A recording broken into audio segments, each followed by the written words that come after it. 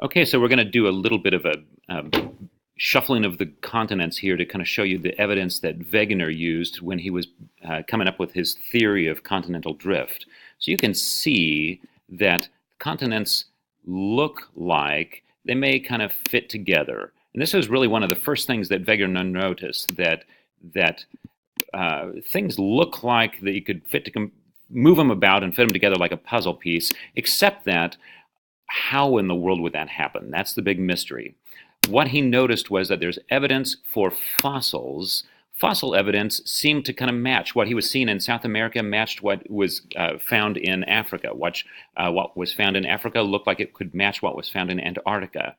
And that's where he got his brilliant idea to kind of cut the map apart, see if he could shuffle the continents and fit them together in a way that made sense. So he noticed that not only did the shape of Africa and South America fit like this, but when you did that, you saw these bands of fossils that correlated across the Atlantic Ocean from the South America plate to the Africa, from South America to Africa. There were other things as well. He noticed that Antarctica seemed like it had some fossils that were jiving with what you could find in Africa also. So just using fossil evidence, and he's moving Madagascar about here now, he was able to kind of build this jigsaw puzzle using only fossil evidence. You can see that Australia fits in as well, and India does too somehow. India would squeeze in down here, and then Antarctica would get placed over here. Whoops, forgot to spin it. And then you can see that Australia would be able to fit like so. So that was, and we're just ignoring Asia.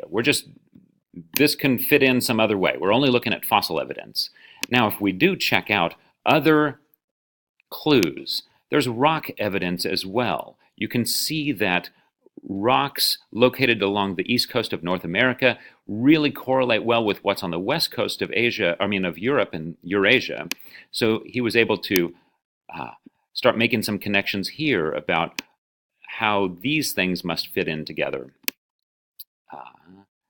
And the clock is ticking on me. I have a very limited amount of time I can use this resource every day. So he was able to kind of fit things together like that. Now there's more evidence. Ultimately, glaciers show this pattern of ice forming in one location and moving outward. And the glacial evidence also shows that originally the evidence there in Patagonia and the west coast or the east coast of South America shows that ice sheets moved north and west. Same thing in Africa. You can see that ice sheets moved north and south from Africa and moved outward from this original Antarctica that was down here.